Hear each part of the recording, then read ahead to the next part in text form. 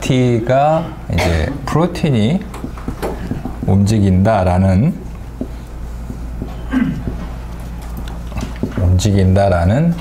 이제 데이터에 대한 하나의 주장을 보도록 하겠습니다. 그래서 이제 큰 흐름을 보면 제가 오늘 이 내용에 대해서 얘기를 하고요. 그러면 FT mRNA가 움직인다라는 얘기와 서로 이제 배척되는 얘기거든요. 서로 반대되는 얘기에 대한 이제 데이터를 우리가 이제 볼 거고요. 그 다음에 이제 다음 시간 정도에는 이것을 지지하는 데이터들이 이제 많이 있는데 그 다른 그룹들이 이제 요 데이터보다는 요 그룹을 지지하는 결과들을 막 내게 돼요. 그 중에 하나에 대해서 볼 것입니다. 그러니까 제가 그림 중에 어떤 이제 주장을 하게 되고 그 주장을 지지하거나 또는 반박하는 그런 이제 결과들을 이제 논문들이 나오게 된다고 말씀드렸는데 이 FT mRNA에 해당되는 건 하나의 주장이었고요. 그 주장에 대해서 반박하는 어떤 얘기에 대해서 오늘 배울 것이고 이 반박에 대한 요것을 지지하는 내용을 아마 다음 시간 정도에 배울 것입니다. 그래서 이제 사이언스가 이렇게 재밌어요. 서로 말은 안 하지만 글로서 이제 서로 이제 논쟁을 하게 되는데 그래서 여러분 이 주장에 대한 요 주장에 대한 것이 리트랙트 된 건 여러분 우리가 얘기를 했죠. 봤죠? 그래서 요 주장이 이제 사그러지는 듯 했는데 이것도 여기에 대한 지지 그룹들이 많이 모여서 이게 하나의 정설로 되는 듯 했어요. 그런데 다음 시간 정도에는 다시 어떤 그룹이 뚱딴지 같이 요게 맞다고 주장하는 중국 그룹들이 또 있어요. 중국 그룹이 있는데 거기에 대해서 한번 또 잠깐 볼 겁니다. 그래서 이게 아직도 어느 한화가 완전히 맞다 틀리다를 지금 딱히 뭐라고 얘기 못 하겠어요. 그래서 지금은 이 두 개가 다 맞다라고 생각하는 사람들도 있고 어쨌든 아직 결판이 확실히 나지 않은 상황이에요. 아직은 그 결판이 나지 않았기 때문에 제가 그 파일을 이제 어제 새로운 강의 자료를 만들면서 그 강의 자료의 타이틀을 보면은 뭐라고 돼 있습니까? 이렇게 제가 썼거든요. 그러니까 아직도 그 논쟁거리는 있는 것 같아요. 자, 그럼 어쨌든 요약하자면 처음에 이 얘기가 나왔고요. 거기에 반박하는 얘기가 나오고 여기에 대한 지지 데이터들을 다음 시간쯤에 볼 거고 난데없이 웬 뚱딴지 같은 그룹이 이게 다시 맞다고 주장하는 그룹들이 또 나오기 시작을 했어요. 그래서 이제 그걸 한번 히스토리아를 보도록 하겠습니다. 어쨌든 오늘 이제 배울 내용은 RNA가 아니라 프로틴이 가는 것 같다라는 얘기입니다. 자, 일단 이제 여러분들 이 페이퍼에서는 주로 사용하는 아주 중요한 라인이 하나 있는데 그것이 바로 이 라인입니다. 이것은 FT 유전자에다가 어떤 프로모터를 붙였냐면은 SOC2라고 하는 프로모터를 붙였고요. 이 프로모터는 그 컴패니언 셀에서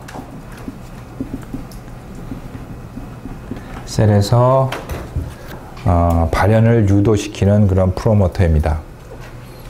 예, 이 컴패니언 셀이 뭔지 아세요? 컴패니언 셀은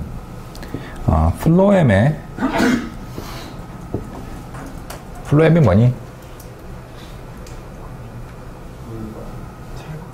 물관이 아니고 체관. 왜 체관인지는 얘기했죠. 그러니까 그 체 같은 게 이렇게 셀에 보면은 이 체관은 양분을 이동하는 통로인데 여기에 보면은 이렇게 체같이 생겼어요. 그죠? 체 뭔지 알지? 체. 이렇게 하는 거? 체가 생겼는데 이 세포들은 처음에 이제 세포 분화가 일어나고 나서 여기에 이제 본래는 정상적인 세포였는데 이 안에 있던 핵과 뭐 여러 가지 뭐 라이보솜 같은 것들이 없어지고 얘는 그냥 세포질만 있는 형태로 남아 있습니다. 이 안에 핵이 없어요. 그러니까 얘의 생명 활동은 새로운 뭐 프로틴을 만들어낼 수 있는 핵이 없고 얘의 생명활동 오로지 옆에 붙어 있는 컴패니언 셀이라고 하는 곳에 의존을 합니다. 요 컴패니언 셀은 플로엠 옆에 바로 붙어 있어서 여기서부터 프로틴들이 이쪽으로 이동을 해요. 컴패니언 셀. 자, 무슨 얘기인지 아시겠어요? 플로엠은 양분을 이동하는 곳인데 얘는 처음에는 핵이 있다가 점점 분화가 진행되면서 핵이 없어져 버려요. 사라져 버려. 라이보솜도 없고. 그러니까 이 안에서는 단백질을 합성할 수가 없어요. 따라서 이 플로엠의 생명 활동은 이 컴패니언 셀이라고 하는 이 옆에 붙어 있는 이 세포, 이걸 이제 동반 세포라고 우리가 한국말로는 이제 번역을 하는데, 이 동반 세포에서 만들어지는 단백질들이 이렇게 이동을 합니다. 이 플로엠 쪽으로 이동을 해서 그 다음에 이 양분의 흐름을 따라서 이동을 하게 돼요. 그래서 이 썩2라고 하는 것은 컴패니언 셀에다가 어떤 단백질을 발현시키기 위해서 사용하는 프로모터이죠. 그러니까 이 썩2라고 하는 유전자 자체가 바로 이 컴패니언 셀에서 발현을 해요. 여기서 발현을 하니까 이 썩2 프로모터에다가 FT를 붙여주게 되면 FT 단백질은 이 컴패니언 셀에서 발현을 하게 되고, 발현된 FT는 이쪽 플로엠 쪽으로 이동을 할 것입니다. 자, 그래서 플로엠에다가는 직접적으로 프로틴을 발현시킬 수가 없겠죠. 핵이 없으니까. 그런데 대신 컴패니언 셀에서 옆으로 이제 이동을 하게 돼요. 거기에 FT에다가 GFP도 이렇게 달아놨습니다.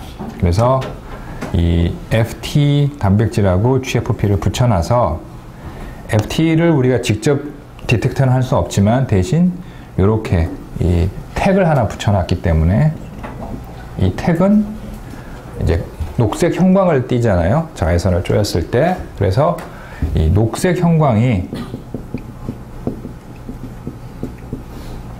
어디서 나타나는지를 보면 이 FT가 어디에 있는지를 우리가 이제 짐작을 할 수가 있습니다. 따라서 어쨌든 이 썩2 FT GFP라고 하는 라인은 FT GFP라고 하는 이 퓨전 프로틴을 어디에다가 발현시킨다? 컴패니언 셀에다가 발현을 시키고, 컴패니언 셀에 발현을 시키는 이유는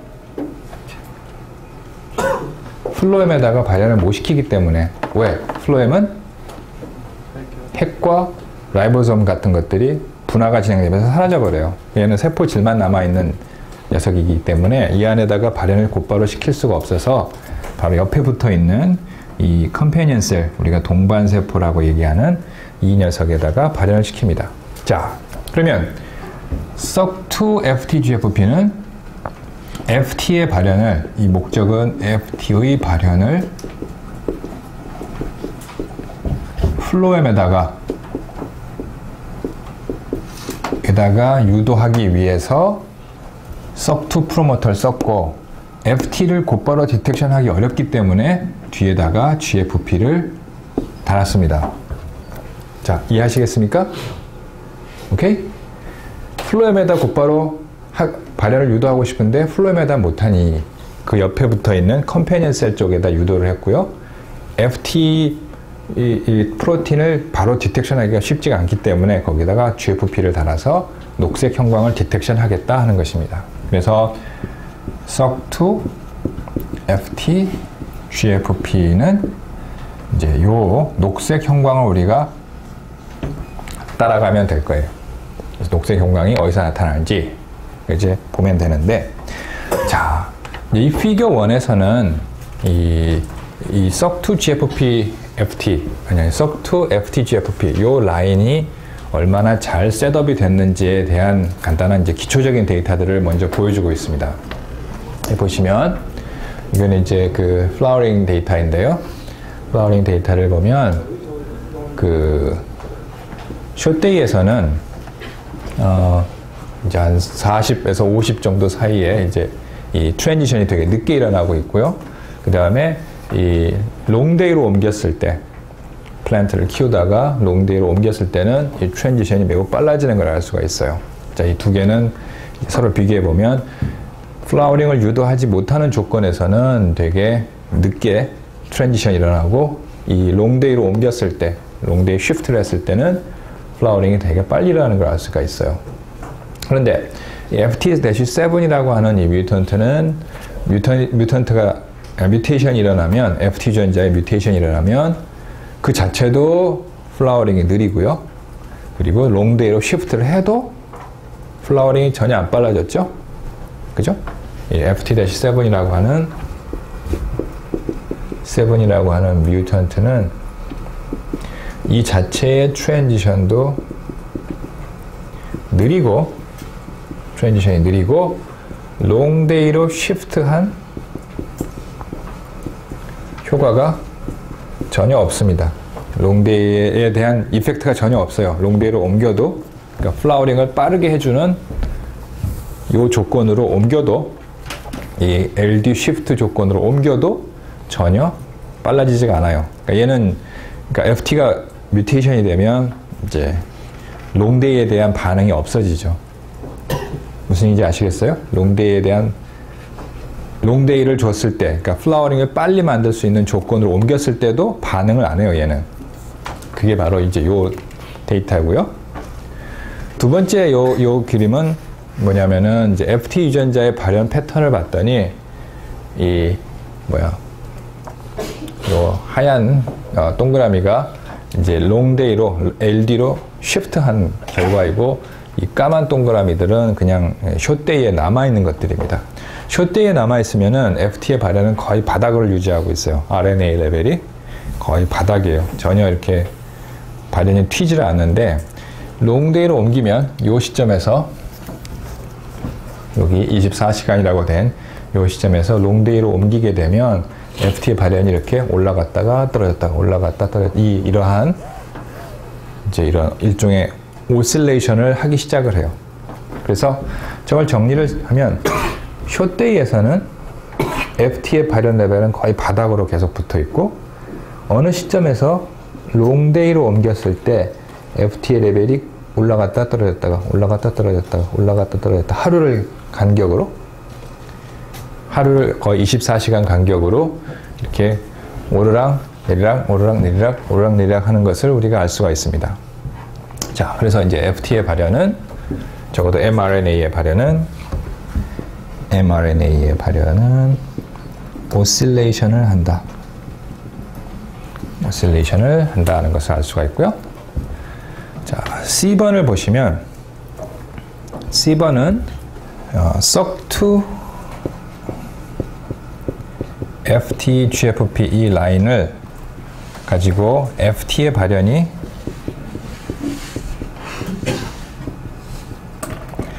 어느 정도나 올라갔는지를 조사를 했어요. 봤더니 이제 요거랑 요거 두 개를 이제 보시면 되는데, 35S를 가지고, 우리가 35S 프로모터는 배웠죠? 강력하게 발현시키는 프로모터를 가지고 FT-GFP를 드라이브 했을 때는 상당히 발현 레벨이 높았는데, SOC2-GFP를 가지고 SOC2-FT-GFP, 그러니까 지금 이게 이 사람들이 레이블을 좀 이렇게 딱 알아보기 쉽게 하진 않았는데, 지금 바가 이렇게 세 개가 있잖아요. 그럼 이것은 와일드 타입의 FT 레벨이고요. 이 자체가 다 FT 레벨인데, 요것은 와일드 타입이고, 요것은 35S 프로모터로 드라이브 했을 때, 요것은 SOC2 프로모터로 드라이브 했을 때의 FT 레벨입니다. 그래서 보시면 이제 자기들이 사용한 이 SOC2 FT-GFP 라인이 발현 레벨을 보면은, 이거의 경우는 이제 와일드탑하고 비슷하잖아요. 그죠? 와일드탑하고 비슷하고, 이거는 뭐 와일드탑보다는 좀 높긴 하지만 그래도 35S FT보다는 훨씬 낮기 때문에 자기들이 사용한 라인이 그렇게 강력하게 발현이 나오는 것이 아니다.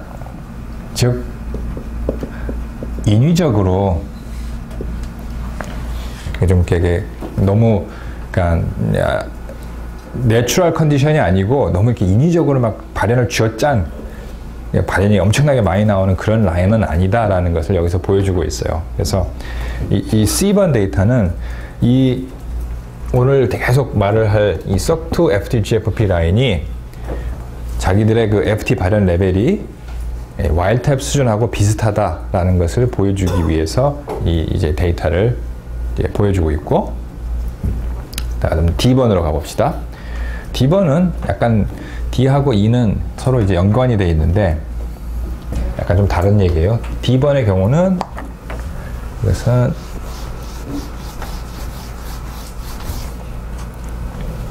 CO 프로모터에다가 CO를 붙이고 거기에 GR이라고 하는 컨스트럭터를 만들었습니다.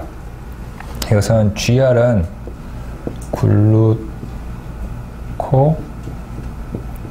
글루코코티코이드 리셉터의 약자이고요. 이 GR을 붙여주게 되면 이 퓨전 프로틴이 이렇게 된 퓨전 프로틴이 세포 질에 이렇게 캡처가 돼요. 핵으로 못 들어가고, 그러니까 이 녀석은 트랜스크립션 팩터잖아요. CO는 트랜스크립션 팩터이기 때문에 얘가 작용하기 위해서는 핵 안으로 들어가야 되는데, 그러니까 얘가 작용하려면 핵으로 가야 되는데, 세포를 이렇게 보면 핵에 이제 DNA가 있고, 고등학교의 책을 보면 번역을 하기 위해서는 이게 이제 핵 밖으로 나오잖아요. 그지? 핵 밖으로 나오지. 그래서 우리가 이제 고등학교 교과서에 따르면 조면 소포체라고 하는 소포체에 붙어 있는 리보솜에 의해서, 이 고교 교과서에 이렇게 나와. 고교 교과서에 있는 대로 써야 돼요. 왜냐? 고등학생들은 자기가 익숙하지 않은 단어가 나오면 막 헷갈리기 시작해. 그래서 리보솜에서 단백질이 합성이 되고 번역이 되고, 거기서 이제 어떤 이제 여러 가지 프로틴들이 만들어진 다음에 이 프로틴들이 자기가 이제 액션하는 곳을 이동하게 되는데, 특히 트랜스크립션 팩터들 경우에는 얘가 다시 핵으로 들어가야 된단 말이에요. 그래야 액션을 할 수가 있어요. 핵으로 들어가야 돼. 그런데 이 GR을 붙여주게 되면 만들어진 COGR 이 프로틴이 세포질에서 이렇게 잡혀 있어요. 핵으로 못 가. 그러면 세포질에 얘가 잡혀 있으면 이 녀석이 해야 될 일을 할 수 있습니까? 못 하겠죠? CO는 본래 하는 일이 뭐라고 그랬어요? 트랜스크립션 팩터니까 핵 안에 들어가서 어디 DNA 가서 붙어야 돼요. 그게 자기가 해야 될 일이야. 그런데 이 GR을 붙여주게 되면 이 GR이 붙어 있는 상태의 CO 프로틴은 세포질에 붙들려 있어요. 세포질에 붙들려 있어서 프로틴은 만들어졌지만 얘는 액션을 하지 못하는 거나 같아요. 왜? 핵을 안 들어가고 바깥에 있으니까 이 프로틴은 만들어졌으되 얘는 액션을 못하죠. 그런데 얘의 액션을 하게 만드는 방법은 한 가지가 있는데, 바로 이 덱스라고 하는 이 덱사메타존이라고, 덱사메타존 약자로 덱스라고 하는데, 이 덱스를 처리를 해주게 되면 이 붙들려 있는 거에서 풀려나요. 다시 얘기해서 세포가 있고 핵에서 COGR mRNA에서 만들어진 mRNA가 바깥으로 이동해서 세포질로 이동해서 여기서 COGR 프로틴을 만드는데, 본래 아무런 방해가 없는 상황이라면 만들어진 이 COGR 프로틴은 다시 이 안으로 들어와야 되잖아요. 들어와야 되는데 이 GR 때문에 이 글루코코이드 리셉터가 붙어 있으면 이 프로틴은 세포질에, 오늘은 뭐 여기 구체적으로 얘기를 하지 않겠습니다만은 이 퓨전 프로틴이 세포질에 이렇게 붙들려 가지고 이 안으로 못 들어가요. 못 들어가니까 이게 만들어졌을 때 액션은 못하죠. 펑션이 없는 거나 마찬가지야. 여기 붙들려 있는데. 그러면 이 붙들려 있는 거를 푸는 방법은 이 세포에다가 덱스라고 하는 케미칼을 처리를 해주면 덱스에 의해서 이 붙들려 있던 게 풀려요. 풀리면서 이 COGR 프로틴이 지가 본래 가야 될 곳으로 가게 되죠. 다시 정리하자면 덱스를 처리하면 COGR이 액티브하게 되고, 액티브라기보다는 뭐 자기 본래 액션을 하게 되고, 덱스가 없는 상황에서는 COGR이 만들어는 쥐되 펑션을 하지 못하는 상황이 됩니다. 만들어는 졌지만 세포질에 이렇게 캡처가 돼 있어서 자기가 가야 될 곳으로 가지를 못해요. 자, 그러면 이제 이 결과를 보면 이제 그 COGR 그 프로틴이 얼마나 펑션을 하는지 안 하는지 우리가 알 수 있습니다. 두 데이터를 비교해 봅시다. 덱스를 처리하지 않았을 때, 여기구나, 왼쪽. 덱스를 처리하지 않았을 때는 트랜지션이 매우 느려요.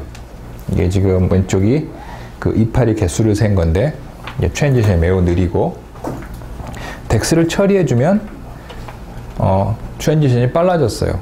그 얘기는 이 덱스를 처리했을 때 일어나는 현상은 CO가 어떻게 된다고 그랬습니까? COGR 프로틴이 어디로 갑니까? 핵으로 이동을 합니다. 이 두 개의 차이는 COGR 프로틴이 만들어졌을 때 얘는 세포질에 남아있고, 왼쪽 거는 세포질에 남아있고, 오른쪽 거는 핵으로 이동을 한 거예요. 세포질에 있냐? 핵에 있냐? 핵으로 갔더니 트랜지션이 빨라졌습니다. 자, 그러면 이 데이터는 COGR이 핵으로 가면 이 플라워링이 빨라진다 라는 거고요. 이 2번하고 F는 그게 연장선상입니다. 덱스를 처리했더니 이 2번하고 F번 그림은 FT-mRNA의 발현을 봤어요. FT-mRNA의 발현을 봤더니 FT 발현이 덱스를 처리해준 이 까만 것에서는 발현이 올라갔고, 여기서는 이제 컨트롤에서는 이제 발현이 다 없죠. 그리고 덱스를 처리하지 않은 이 화이트 바는 나타나지 않는 걸 보면 덱스를 처리해서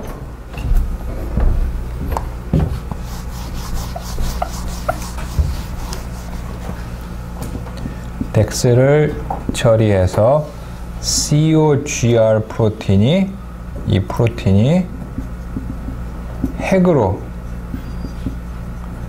이동하면 그 결과는 이 플라워링이 빨라지게 되고요. 그 빨라지는 이유는 뭐냐? FT라고 하는 유전자의 발현이 올라갔기 때문이다 라고 우리가 요 D번과 E번의 결과에서 정리를 할 수가 있습니다. 다시 얘기해 봅시다. 덱스를 처리하게 되면 만들어진 프로틴이, 그러니까 GR이라고 하는 게 붙어있는 프로틴이 핵으로 이동한다고 그랬어요. 핵으로 이동했더만 이런 현상이 일어났습니다. 트랜지션이 빨라졌어요. 핵으로 이동하지 않았을 때는 트랜지션이 느린데, 그러니까 세포에서 여기가 핵이고요. COGR이라고 하는 녀석이 여기에 있느냐 아니면 요 안으로 이동했느냐에 따라서 요 핵 안으로 이동하게 된 경우에는 어떤 현상이 나타났다고 그랬어요? 트랜지션이 빨라졌습니다. 그 빨라진 이유는 아마도 2번에서 보듯이 아마 이 FT-mRNA가 올라갔기 때문이다 라고 이 그룹은 이제 요약을 하고 있어요. 자, 이건 이제 기본적인 기초 데이터들이고, 자, 이제 중요한 그림들을 하나씩 보도록 합시다.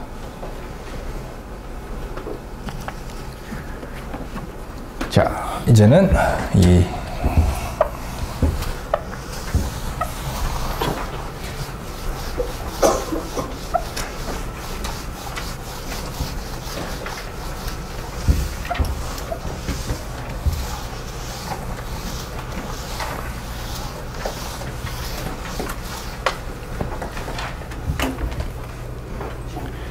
J 썩2 아까 C, 피규어 C에서 피규어 C에서 크게 얘기해봐. 그게 어차피 썩2도 집어넣어준 거잖아요. 썩2 달린 FT. 응? 그러면은 결과적으로 봤을 때는 인위적으로 넣어준 거가 늘어나는 거라고 봐야 되는 거 아니에요? 아니 지금 여기서는 질문은 뭐냐면 피규어 아까 어디 갔어? C번에서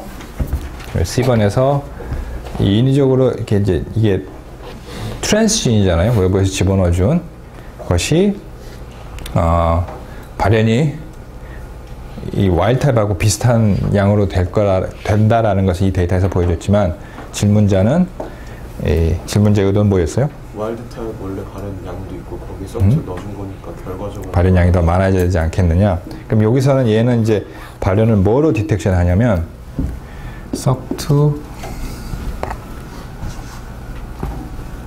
FT GFP가 있을 때 FT 유전자만 디텍션 할 수 있는 프라이머를 가지고 디텍션을 하면 제이리가 얘기한 대로 본래 자기가 갖고 있는 인도지너스 FT도 결합을 할 것이고 얘도 결합을 하겠죠. 그러니까 본래 지가 만들어낸 카피 더하기 요거가 되는데 이렇게 생각을 해보세요. 여기 프라이머 여기 하나 만들고 GFP에 결합하는 프라이머 하나 만들었다. 그러면 와일드타입 조건에선 이렇게 서로 퓨전되어 있는 유전자는 없잖아. 그러니까 이런 프라이머 셋에서는 오로지 요 FT만 디텍션 하는 거죠. 요걸 디텍션 하는 게 아니라. 그래서 제일이 말이 맞아요. 요거를 만약 디텍션 한 프라이머를 짰다면 자기가 본래 발현하는 유전자 양, 고양, 와일드 타입의 FT 양 더하기 외부에서 넣어준 트랜스진 요 양이 두 개가 더해져야 되겠지. 그런데 여기서는 이제 프라이머를 이렇게 디자인을 했고요. 이 효과는 왜 테스트를 하냐면 이건 아주 이제 그 트랜스진을 할 때 트랜스제닉 라인들을 만들 때 꼭 필요한 데이터예요. 왜 그러냐면 우리가 외부에서 유전자를 도입을 해줬을 때 염색체 어딘가에 끼어 들어가잖아요. 어딘가에 끼어 들어가. 그럼 뭐 염색체가 두 개만 있다고 가정해 봅시다. 어떤 생물체. 트랜스진이 어디로 끼어 들어가는지 사실 알 수가 없어요. 알아내면 좋은데 어디로 끼어 들어가는지는 알 수가 없는데 들어간 위치에 따라서 그 트랜스진의 발현이 심각하게 변하는 경우들이 많이 있어요. 예를 들어 아주 극단적인 예를 한번 들어봅시다. 자, 이건 뭐니? 염색체지. 염색체 같이 보이지? 이거 언제만 보이냐? 평소에 보이냐? 그치? 언제만 보여? 분열? 중기에만 보여. 자, 그러면 내가 여기다 동그라미 그린 건 뭐냐? 동원체지, 센트로미어.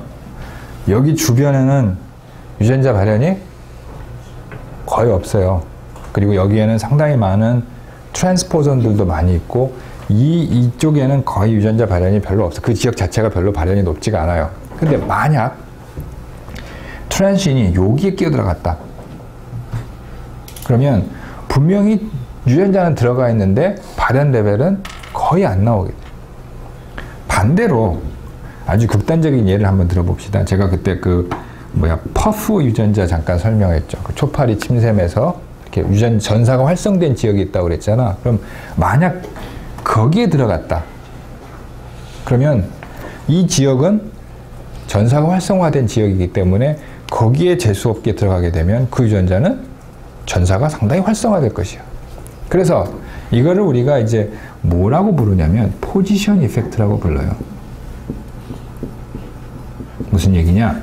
트랜스진이 들어간 위치에 따라서 이 트랜스진의 발현량의 차이가 너무너무 나.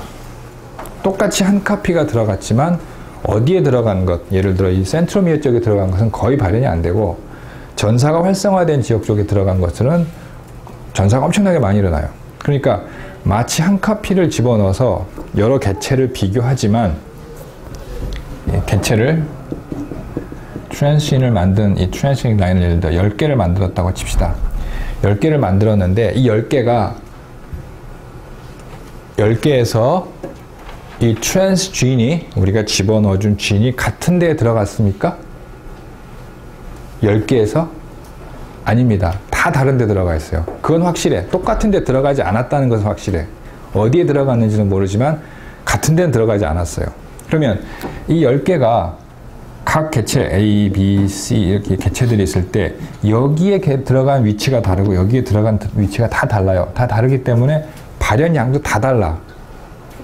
그래서 이제 좀 그 인위적으로 데이터를 조작하려고 하는 의지가 있는 사람이 있다면 자기가 마음에 드는 거 골라가지고 나는 데이터가 좀 이렇게 발현량이 많은 결과가 나왔으면 좋겠다 그랬을 때 요 10개의 라인 중에 발현량이 많은 걸 골라서 쓸 수도 있어요. 그래서 이제 이런 그 유의 데이터를 꼭 보여주는 이유는 뭐냐면 포지션 이펙트를 제거하기 위해서 내가 집어넣어준 트랜스진이 와일드타입 정도만큼 정도의 정상적인 수준으로 발현이 나왔다라는 것을 보여주기 위함입니다. 너무 많이 나온 것도 아니고 아예 안 나온 것도 아니고.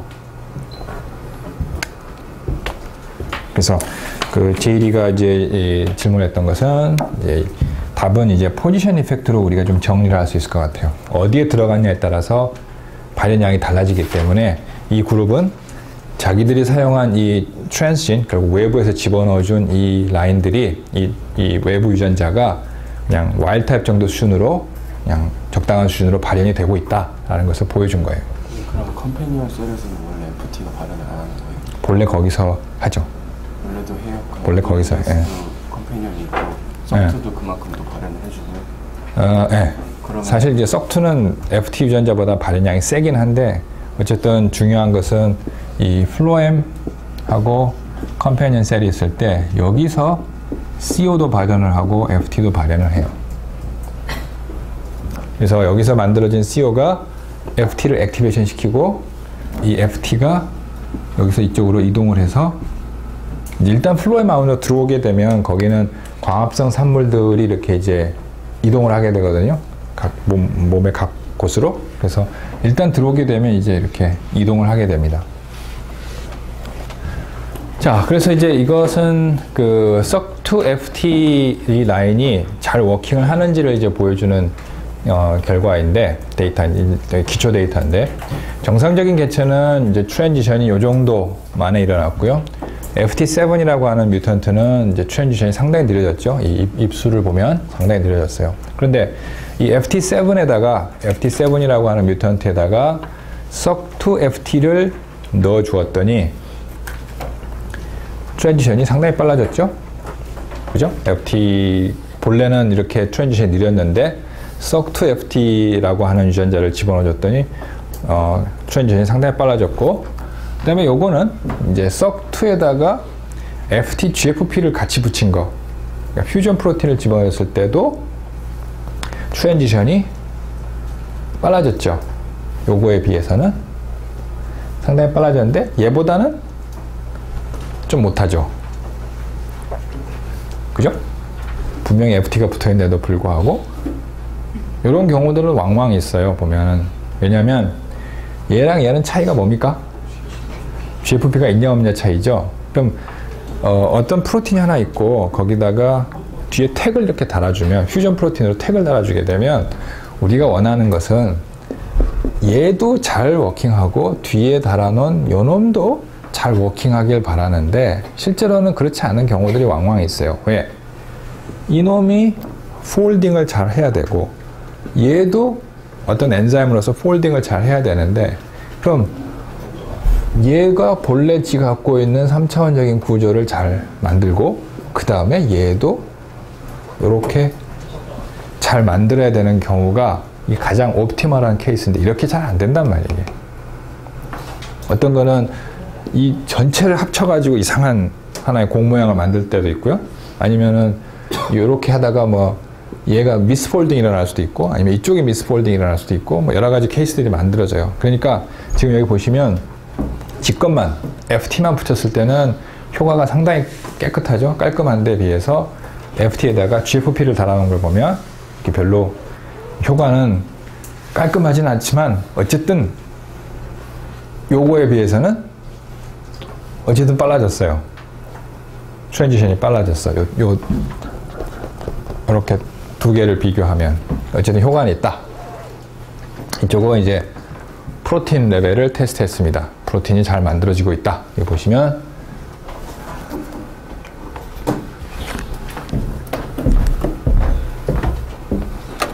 제이가 갖다 준 문명의 이기를 사용하죠. 요것이 이제 그 FT-GFP를 붙인 퓨전 프로틴의 웨스턴 결과입니다. 즉 퓨전 프로틴이 잘 만들어지고 있다. 얘는 뭐냐? SOC2-GFP예요. SOC2-GFP. SOC2 프로모터에다가 그냥 GFP만 달아놓은 거. 얘는 되게 많이 만들어지죠. 양을 보면 되게 많이 만들어지잖아요. 이놈은 똑같은 프로모터에 GFP도 있는데 앞에 FT만 하나 더 달아놓은 걸 보니까 양이 조금밖에 안 만들어지네. 그래서 그런 양적인 차이도 트랜스제닉 라인마다 다 조금씩 달라요. 어쨌든 저 결과는 SOC2 FT GFP를 만들어 놓으면 이 라인은 FT-7이라고 하는 뮤턴트가 있는데 이 뮤턴트의 트랜지션을 빠르게 만들 수가 있다. 물론 FT 혼자 있을 때 SOC2 FT 혼자 있을 때만큼은 아니지만 이 정도만큼은 아닌데 어쨌든 빨리 만들 수가 있고 그 빨리 만드는 이유는 여기 뭐야 요 웨스턴에서 봤듯이 요 프로틴이 잘 만들어지고 있기 때문이다 라는 것입니다. 자, 그래서 SOC2 FT GFP 라인은 이 프로틴이 잘 만들어졌기 때문에 트랜지션을 빠르게 하는데 이제부터가 이제 중요한 데이터입니다. C번부터 봅시다. 이 결과는 이 트랜스제닉 라인 우리가 지금까지 계속 몇십 분 동안 얘기해왔던 이 라인의 FT mRNA의 위치를 발현 위치를 인시추를 통해서 인시추 하이브리디제이션 인시추 혼성화를 통해서 조사를 했어요.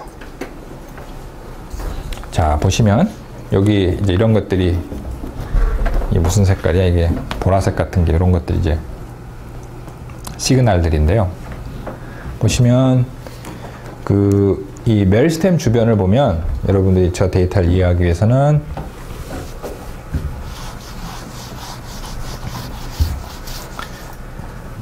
메리스템 주변의 구조를 한번 봐야 돼요. 메리스템은 제가 이렇게 여러 번 그렸죠. 돔 모양으로 생겼다고. 그런데 이제 돔이 이렇게 생겼는데 이쪽으로 잎이 하나 있고요. 이쪽으로 작은 잎이 하나 있고 잎이 있으니까 여기 물관 채관이 가야 될 거 아니야? 여기 아래는 뭐니? 여기는 어느 부분이야? 줄기에 해당하는 부분이야. 물론 용어는 줄기는 아니지만 줄기에 해당하는 부분이야. 그러니까 여기도 물관 채관이 있어야 돼요. 여기도 물관 채관이 있어야 돼. 그래서 물관 채관이 어떻게 지나가냐면 이렇게 지나가요. 여기엔 없어. 여긴 물관 채관이 없어요. 자, 앞으로 우리가 풀어야 될 우리 그룹을 포함해서 이쪽 스터디를 하는 그룹이 풀어야 될 문제는 지금 우리도 뭐 연구를 하고 있지만 풀어야 될 문제 중에 하나는 이렇게 이동해 온 어떤 모바일 시그널이 여기까지는 잘 와요. 왜? 여기 파이프가 있으니까 와. 오는데 여기까지는 어떻게 가느냐? 그죠? 이게 메리스템이란 말이야. 실제로 뭐가 일어나는 곳은 여기인데 고속도로는 이렇게 깔려 있어요. 이렇게 깔려 있고 어떻게 해서 이쪽으로 이동을 해왔지만 여기서부터 여기는 어떻게 가느냐? 이거는 우리가 좀 이제 해결해야 될 아직도 모르는 숙제입니다. 어쨌든 그거는 이제 향후에 우리가 해결해야 될 것이고 보시면은 메리스템이 있는 부위에서는 보라색이 전혀 디텍션이 안 돼요. 여기도 마찬가지고 여기도 마찬가지고 디텍션이 되지 않고 보라색은 이렇게 된 부분 제가 여기 그림에서는 여기에 해당하는 부분 이 부분에서만 디텍션이 됩니다. 보라색이 이렇게 자 옛날 지식으로 돌아가서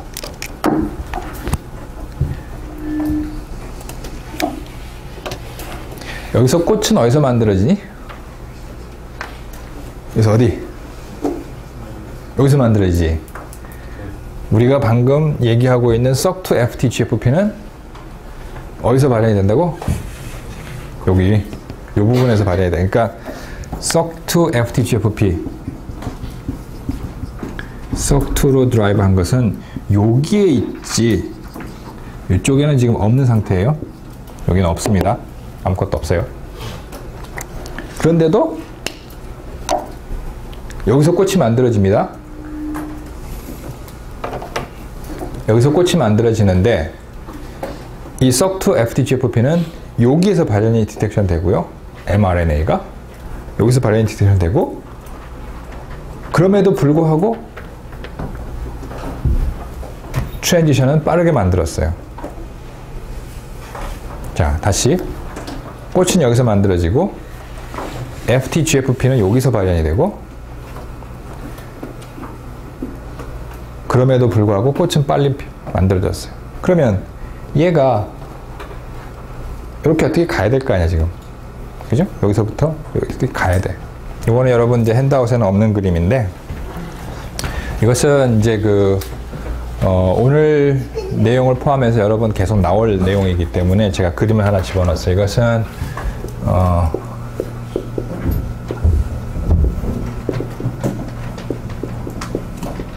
요거의 원리입니다.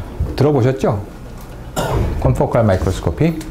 자, 그럼 여러분들이 이 용도가 GFP를 보거나 어떤 이제 뭐 세포의 어떤 형광을 볼 때 쓰는데 좀 더 자세하게 제가 설명을 드릴게요.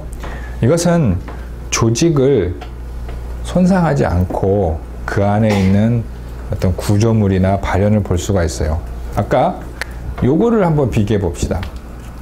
여러분들이 이걸 이미 배웠으니까. 이건 뭐라고 그랬어요, 이거? 이 방법은? 인시추라고 그랬죠. 이건 어떻게 했습니까?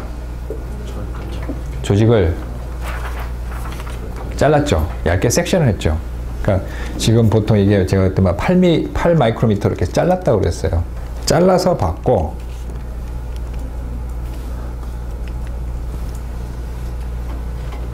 얘는 그냥 맨 조직을 그 안에를 볼 수가 있는데 어떻게 보느냐? 제가 원리를 설명을 드릴게요.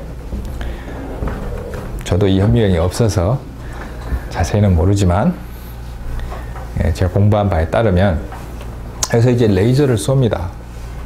레이저를 쏴서 이제 이 거울에다가 반사를 시켜요.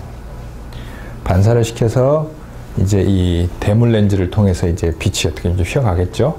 가서 세포가 있으면 세포의 어느 한 지점에, 그러니까 세포의 겉에 말고 겉에일 수도 있고 안에일 수도 있어요. 이 세포가 이렇게 큰 세포를 하나 이렇게 보면 이 세포가 지금 여러분 잘랐다고 생각하지 말고 입체라고 생각을 해보세요. 이렇게 동그란 공 같이 생겼는데 그 안에 이제 어떤 조직 아니 뭐야 구조물들이 이렇게 있겠죠. 그러면 그 구조물의 어느 한 부분에다가 레이저를 초점을 맞춰요. 그러면 이 구조물의 이 초점과 동일 평면상에 있어야 초점이 맞을 거 아니에요. 내가 설명을 잘 못하고 있는데. 자, 우리가 이게 지금 우리 교실의 하나의 셀이야. 여러분들은 이제 뭐 리보솜, 뭐 리소솜 뭐 이런 것들이야. 그럼 이제 희웅이 머리에다가 초점을 맞추려고 해. 우리가 이제 세포니까 어디 저 거대한 자이언트가 이제 여기다가 레이저를 쐈어. 근데 우리 세포는 지금 죽이질 않았거든. 인시추의 경우에는 잘랐잖아 지금. 잘라버리니까 잘랐다는 얘기는 그 평면상에 있는 거는 다 초점이 맞아요. 그쵸? 이렇게 잘라버렸으니까. 여기로 이렇게 촥 자르면은 요 높이에 있는 거는 위에서 보면 다 초점이 맞아. 같은 거리에 있으니까. 근데 지금은 죽지 않은 세포야. 세포고 여기다 초점을 맞추고 싶어. 그러면 레이저로 쏴서 여기에 반사되어 온 빛을 모아요. 모으고 그 거울을, 여기 있는 거울을 약간 이동을 해서 레이저 파장하고 이런 것들 잘 조정하면 이 거리, 이 똑같은 거리에서 약간 이동한 곳에까지 레이저를 쏠 수가 있어요. 거기서 다시 반사되어 나오는 빛을 모아요. 또 거울을 약간 이동을 해. 그러면 이제 이 높이에 있는 어떤 가상의 평면이 있으면 그 가상의 평면에 계속 초점을 맞추는 거예요. 초점을 맞춰서 반사되어 오는 빛을 모으고 또 반사되어 오는 빛을 모으면 결국 이러한 형태의 가상의 평면에 대한 데이터를 모을 수가 있어요. 그래서 그걸 뭐라고 우리가 부르냐면 이렇게 부릅니다.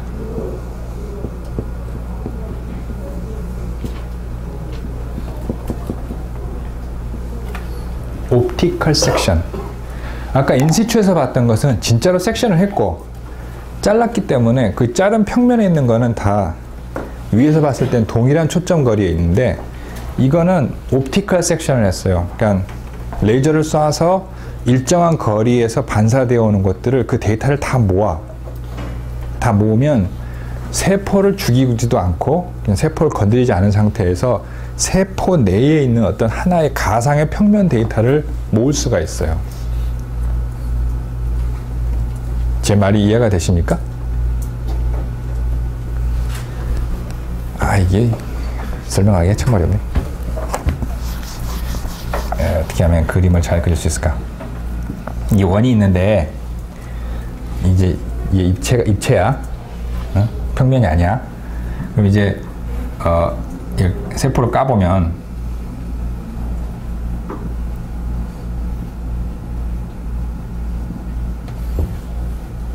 핵이 입체적으로 보이냐? 안 보이냐? 아이씨.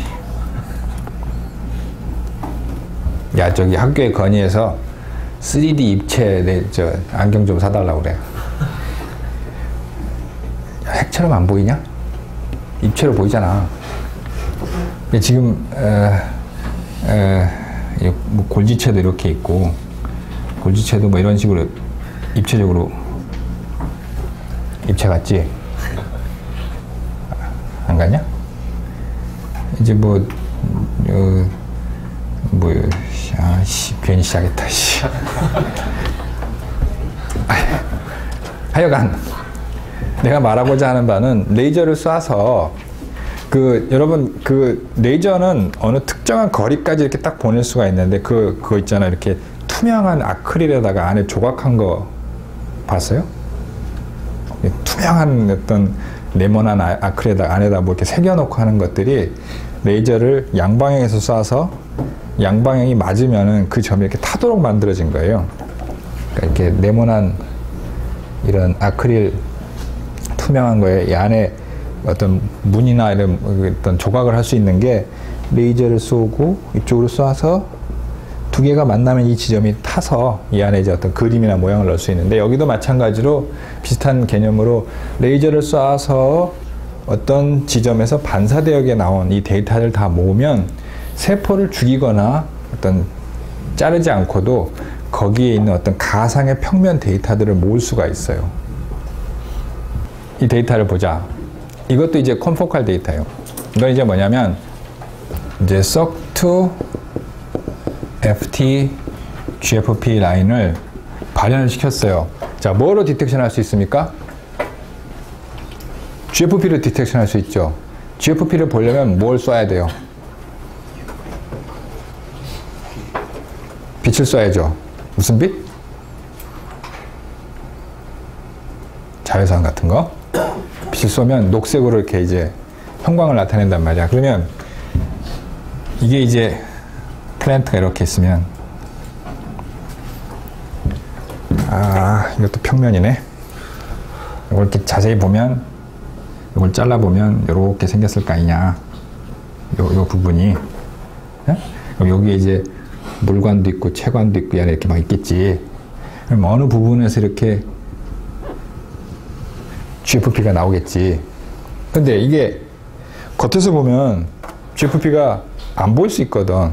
뭐 이 조직이 두꺼우면 안 보일 거 아니야. 안에서 발광을 해도 안 보이겠지. 그렇다고 해서 자르면 얘는 죽어버려. 조직이 손상이 돼. 자르면 죽잖아. 그지? 그러니까 너희들 안에도 몸에다가 GFP를 발현을 시켰어. 그럼 GFP가 어디서 발현되나 보려면 자르면 되지만, 자르면 그 중요한 조직이 죽어요. 더 이상 실험할 수가 없어. 그러니까 살려놓은 상태에서 실험을 하려면 여기다가 이제 레이저를 쏴서 가상의 평면, 괜히 오늘 잘못 시작했어. 요런 가상의 평면,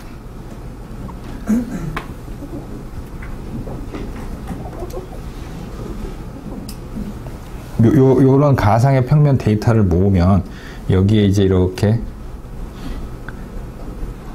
물관, 채관 이렇게 지나갈 거 아니냐, 이렇게? 요렇게? 어? 그럼 요렇게 마치 섹션한 듯한 그런 데이터를 모을 수가 있어요. 이것을 옵티컬 섹션이라고 그런다고. 가상의 평면 아니지. 실제로 자른 듯하게 데이터를 모을 수가 있는데, 지금 보면 이게 이제 그 데이터예요. 얘는 이제 여기서 다른 건 보지 말고 녹색만 봅시다. 녹색을 봤더니 지금 녹색이 어떤 이제 선으로 보이잖아요. 이게 이제 물관이 아니고 채관을 따라서, 사실은 채관이 아니라 정확하게 얘기하면 컴패니언 셀을 따라서 이 GFP가 이렇게 보이는 건데, 그냥 맨 그 줄기를, 요 부분을, 줄기는 아니지만 하여간 이 부분을 그냥 보면 이렇게 보이지가 않아. 왜? 이 GFP는 티슈 안에 박혀 있기 때문에 그냥 봐서는 안 보여요. 그럼 그걸 보려면 잘라야 돼. 자르면 조직이 죽어. 그러니까 안 죽이면서 안에 있는 어떤 발현을 디텍션 하기 위해서는 옵티컬 섹션을 해야 된다고. 레이저를 쏴서, 괜히 시작했어. 내 말은 무슨 얘기인지 알겠지? 야, 빨리 종강하자. 힘들어서 못하겠다. 이 같은 평면에 있는 데이터를 다 모으면 마치 자른 것 같은 듯한 효과를 볼 수가 있어요. 그래서 이렇게 지금 저 데이터는 마치 이것을 이 방향으로 자른 듯하게 나온 결과를 볼 수가 있습니다. 그래서 지금 보면 마치 자른 듯이 이렇게 셀들이 이렇게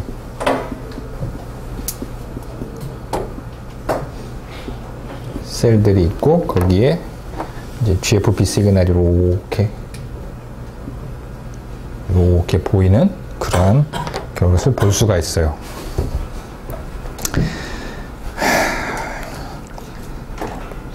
오늘은 그만하자.